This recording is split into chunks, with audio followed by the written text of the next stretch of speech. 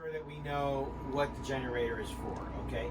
So your generator creates power when you do not have power at a campground or hooked up to power directly into your RV.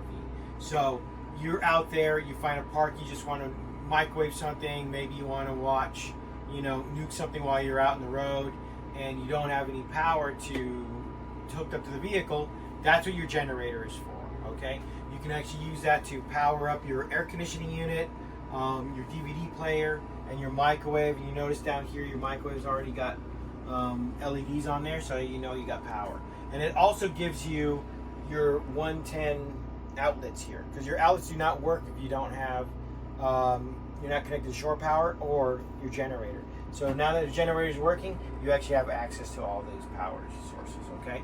And that's what you use your generator for. And it also charges your battery, your house battery. So if you're out there boondocking, you may need to turn on your generator just to charge up your battery, so you can actually have them for, all your appliances work throughout the night and your battery doesn't die. So that's what you use your generator for. That's how you turn it on, and there you have it.